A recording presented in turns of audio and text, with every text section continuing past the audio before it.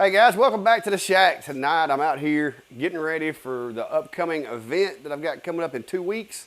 I've done two events the last 2 Fridays. I think they're technically going to have one this Friday night, but I've got to get ready for the big grand finale. I've got to rebuild my stock, and so I'm not sure I'm going to be participating in that one as a vendor. Now, if you plan on coming downtown Clanton Friday afternoon for the 3rd Friday of the month, then I'll more than likely be there. I'll try to do some video this time because I'm not going to be working the booth. Hopefully I won't be as busy, but I'm going to hopefully just help out with the Merchants Association, make sure all the other vendors get set up the way they need to be, and then just get to mingle and be in the area. But tonight, guys, while I was going over some of my stuff and getting stocked up, a lot of you guys have asked me what kind of stuff sells at these events and what kind of stuff that I do. So tonight, I'm going to show you. I'm going to show you the kind of stuff that I sell, kind of walk you through what I do in preparation, and just give you a few of the pointers the way that I do it. Guys, there's thousands of ways to do this. This is the way I do it. So if that's something you're interested in, stick around, and I'll be back in just a second.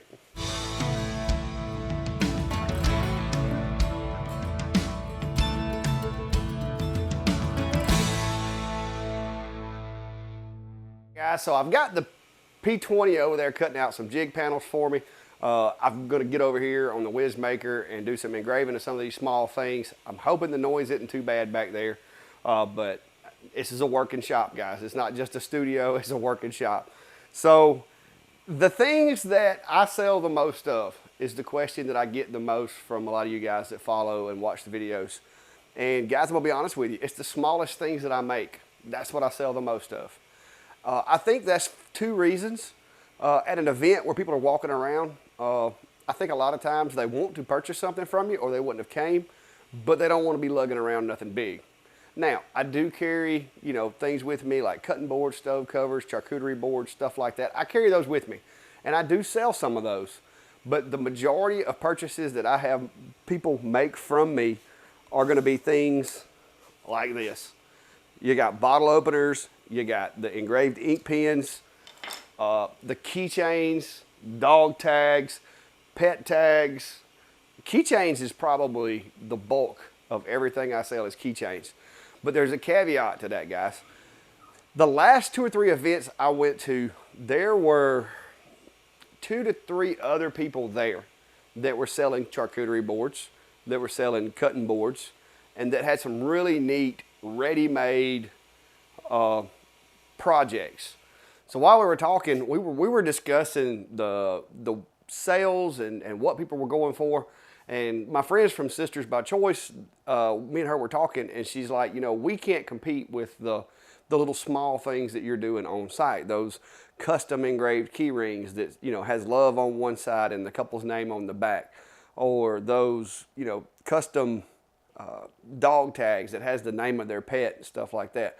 It's hard to compete with somebody that can put those things on a machine and do it in a minute or 2 right there, and the customer gets the satisfaction of knowing that that was made here. I watched them do it. This is how they done it. It's interesting to them. Especially kids, they love to watch the machine work. So a lot of times they'll convince mom and dad to spend $5 to $10 on some keychains just so they can see the machine work. And that was an advantage that I have when it comes to events. Now, like I said, some of the other booths had far more intricate work.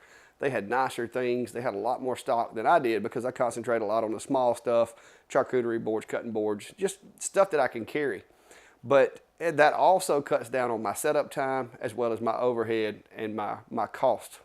Because instead of having to try to come up with a keychain that has every possible saying on it or every possible name on it and take it with me, I simply take this big box of blanks that I have here, and when I get there, I have several, keychains, and I'm going to show you my display, set up that people can see this is the kind of thing that I do. And they see the machine, and they're like, okay. And so I get asked a lot, hey, I really want a keychain that looks like this, but I want it to say this. Is that something you can do? And of course it's something I can do. And so I don't try to make a lot of money off of these things, guys. This is my hobby. I enjoy it. I do the events because I enjoy it. I enjoy meeting people and I enjoy making things. So with that said, just because I'm pricing things one way doesn't mean that works for you. Where you are, things maybe need to be a lot more expensive. My wife tells me, and other people tell me all the time, that I underprice my stuff, but it's because I've got multiple machines running doing multiple things.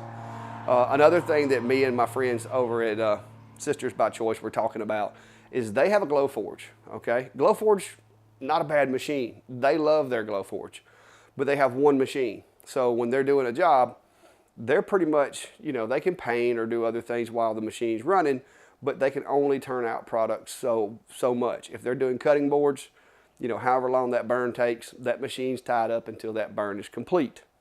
My situation, I can run 2, if not 3 or 4 machines at one time and be doing cutting boards on each machine. So to me, that's another advantage that diodes have as opposed to the bigger, you know, Glowforges or the new P2 from Xtool or whatever.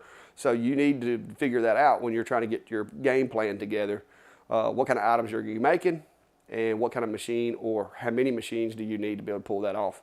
So those are some things to consider, and that was something that the Sisters by Choice pointed out to me too, was that the diode machine, being able to bring it to the event, it's a game changer. Now, I do have safety glass on my enclosure. I have a smoke purifier. It doesn't completely eliminate the smell of smoke, but a lot of people came up to me and was like, man, I love the smell of burning wood. And I could kind of smell, you know, your booth. Some people don't like it, so that's a mixed bag. The lights, I've got the LED lights and everything that kind of draw attention to the enclosure.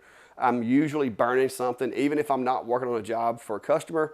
I'll put something up there, just one of my keychains that I give to little kids that come by. I'll put one of those up there and be burning it so that that machine moving, it catches people's attention, especially the tech freaks like myself that love technology. They're going to walk over, if nothing else, and ask, hey, what kind of machine is that? How much does it cost? Where did you get it from? How hard is it to get started on these things? And so you're going to at least get an exchange of conversation. And if nothing else, that person may make a purchase, or somebody else sees them engaging with you. People are, you know, kind of herd animals. So they see somebody else talking to you, that's going to help kind of lean them towards coming over to talk to you, which could result in more sales. And so those are all kind of the aspects of being able to do things on site that I think are a strength when it comes to laser engraving, because we all know that the more common laser engravers get, the more people are going to be doing it, and it's going to get to the point to where you're going to have to find a way to kind of stand out from the crowd at these events. And if you've got the same products and the same things that everybody else has, that's not going to bode as well as if you can walk up to my booth and, you know, if you've got a nickname that nobody's ever heard of and you want it on a keychain, I can make it happen. You know, if you've got a pet that's named something nobody ever names a dog, and you want a little bone to put on their collar that has their name on there, I'm your guy. You know, you can walk the whole place, you're not going to find that, but you come to my booth, 5 minutes, you got it. So with that said, guys, I'm just going to kind of show you some of the things that I do at the events, maybe give you some ideas of what you could do. And if you're already doing events and you want to try to get into doing custom on site, these are some pretty cheap, affordable blanks that I have found actually do a pretty good job of selling. So let's move over to the table and check everything out. All right, guys, so a lot of this stuff you may recognize if you've seen pictures of my portable shack. And these are just, like I said, these are the ready-made things. I do carry all of my files that I have on my computer here with me. So if it's something that I can cut out in a reasonable amount of time and I'm not too slammed, I can actually make other things, such as this coaster holder, stuff like that. I can actually make them on site if need be. My little boxes that I make, you know, it doesn't take but a couple of minutes to burn these guys out. So I can make those and sell them as well. Refrigerator magnets of all sorts. I actually design refrigerator magnets sometimes at events because people request them, and then I just save that in my library and use it again another day. The bottle openers were a pretty big hit at the last event I went to. I did sell quite a few of those. The pins, believe it or not, these pins, I've just got stolen from the Clack Shack on these because I did have a problem of I would put 2 of them out and the next thing I know, they were gone. And so as a kind of I guess a joke, I wrote stolen from the Clack Shack on these pins and laid them out there just for demonstrations. And actually have had people purchase them And when I asked them, what do you want engraved on it? They're like, no, I want this pen. So it happens. I am tonight going to be doing a lot more of these pens. I've got some phrases. I'm going to be putting like Chilton County, Alabama. I'm just going to try some different designs to see if these things will sell, and I'm fixing to try to design me a holder to hold the pens so people can see them as they walk by and look at them, and also make it a little easier for me to pack them up and get ready to go and put them in the trailer. So I've got a whole bunch of these guys sitting here ready to go. The keychains that I've got a bunch of these guys are over here on my little rack. And yes, guys, that's the carousel off of my Etsy shop that I use. So I've got these little keychains here, and I've got a few examples. You know, life is better in the country. I got some with some peaches on them. I got my happy camper ones, which are pretty popular with the people that camp. You put your camper keys on there. I occasionally have people go, hey, I want this happy camper one, but on the back, I want, you know, Doug and Sue or whatever on the back of it. Sometimes I get that. So it just depends on where you are, what the clientele is, so to speak. But I sell a lot of these just, you know, plywood cutout ones. Most of the ones, sometimes people will pull them off of here and I'll sell them, but sometimes they're like, hey, I want, you know, the date we got married on the back or whatever. And so I'll engrave the back of it, or either just start another one from scratch, because sometimes that's easier because you basically create a jig so you can flip it when you do that.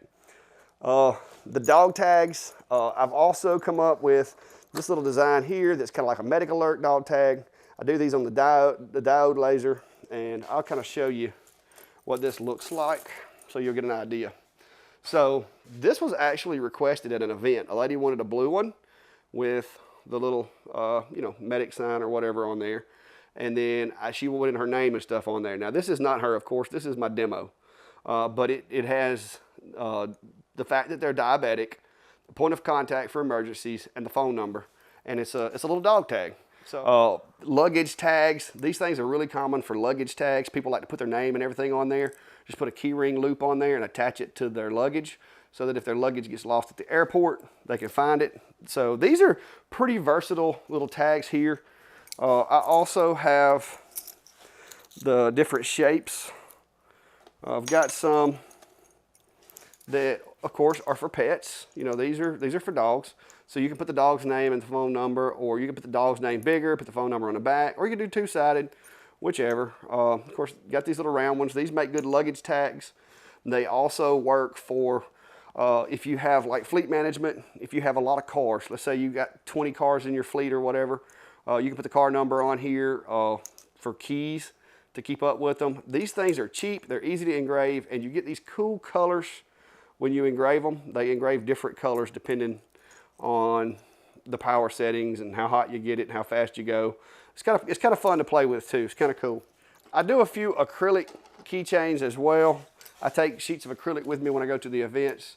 This is a Clack Shack keychain that I made. This is just a demo for people that, you know, if they want a keychain, it kind of shows them what the colors look like and all that. So that's pretty neat in my opinion, the way that this one has the white engraving, and it's the you know, semi-transparent plexiglass or acrylic. So those are some of the biggest things, guys, that I sell a lot of.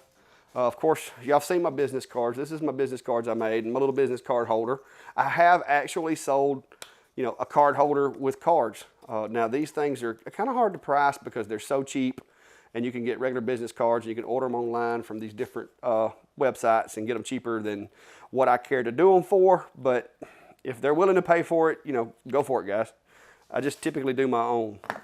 The little steak cutouts, those are pretty popular with people that travel, especially if they're from out of town. That's why these say Happy Camper on there. Had a lady request this, built this file for a customer, and then I started making those. These aren't really big sellers except around Mother's Day. Around Mother's Day, I tend to sell quite a few of these. You know, grandmothers purchase them for grandchildren to take home to mama to put the flowers in. That kind of thing. So I sell a few of those. These are another geographical thing that you can kind of emphasize on. This is the shape of the county in which I live, Chilton County, Alabama, and I got a peach in there. So you can kind of come up with your own little design on stuff like this. These are refrigerator magnets. if somebody, you know, passing through or grew up there and coming back to the hometown for the event or whatever. A lot of times I'll, you know, sell 2 or 3 of these during the events. So, but that's the gist of it. I do have these as well. These are flasks that you can buy in bulk on Amazon. They burn really easy. You don't have to have a whole lot of power settings to remove the coating. And you can get like 15 bucks for one of these things with an engraving on it. And it takes literally, depending on the size of the graphic, anywhere from 10 to 15 minutes at the most. So that's, those usually do pretty well as also. All right, guys, that's kind of the basic walkthrough of what I've got going on right now. Like I said, I am going to be engraving some pins in a few minutes, and I'm going to be making a jig, hopefully making a stand to hold said pins at the booth. And so I may try to work that into another video, but for now, I've had a lot of people asking me what kind of stuff I do at events and asking for tips for events. And like I said, I know that my booth is unique because I have went through the trouble of setting up a booth that I can engrave at. Not everybody's going to have that option. Not every event's going to allow that, but where I live, they don't care. I do have a generator that I can use if I don't have access to power. The generator that I use is a Win. It is very, very quiet. It was a $500 generator, and I purchased it from Amazon, and I'm really happy with it. It's gotten me through 2 seasons so far with no issues. On average, I burn about a half to 3/4 of a tank of gas in the thing per event, and it only holds like a gallon. So fuel cost is really low, doesn't give out a whole lot of noise. It is an inverted generator, so therefore it'll run 2,000 watts of stuff basically idling. Between that and the battery backup that I use an uninterrupted power supply that is built into my table, and that's what everything plugs into. That way, if there is a failure with my generator, or if the power doesn't work where I am or whatever, that's not a concern, because even if the generator stops, I can run for about 20 to 30 minutes before the UPS starts giving out. So I don't have to worry about somebody, you know, stepping around and like pulling one of my plugs out or something and killing my whole operation. So something to consider too. Like I said, if you're gonna try to do on site, one, make sure that they will let you do it wherever you are, because you know you're gonna be using a laser. Some people are weird about that. Make sure that you take safety precautions as far as your enclosure. No shortcuts. Make sure you use laser safe glass for the enclosure. Never open the enclosure when the laser is active, because there could be people behind you. And the third thing is ventilation. You're going to want to make sure that if you do use something like I use, that's a purifier, air purifier, so to speak, which it's not pure, but it is cleaner. Make sure you keep that thing clean, keep it to where it's getting as much of the smoke and everything out of the air as possible. But you also want to check with, you know, to make sure that you're outside for one, because inside doing it is probably not going to be accepted as well as if you're outside. And as always, I try to be considerate of the other vendors near me and allow some extra space between where my exhaust comes out and where their booth is. So just some things that people keep asking me about events. And we got the upcoming Peach Jam here in just a couple of weeks. So don't forget, guys, I'll put a link to the Peach Jam down below. If you're anywhere remotely close, it's going to be a really cool event. They're going to have entertainment. They're going to have things for the whole family. I think they're having hot air balloons, inflatables for the kids. They've got music. There'll be some adult beverages served in certain locations if that's what you're into. And you can bring your lounge chair, sit down, and watch a free concert by Nico Moon, because this is a free event to the public. You don't have to pay to get in. You just come, set your lounge chair up, watch the show, check out the vendors. They're going to have like 30 or 40 different flavors of food truck. And I think they're at about 200 and something to 300 vendors total. So it's going to be a pretty big event. And I'll drop a link down below to the Peach Jam Jubilees website or Facebook page. And feel free to go check that out. Give them a thumbs up. Tell them the Clack Shack sent you. And share that around, guys, because we want to make this the biggest Peach Jam that our county has ever seen. And I think this year may be the year for it. So any help you can give me on that, I'd appreciate it. But until next time, be safe and have a good day.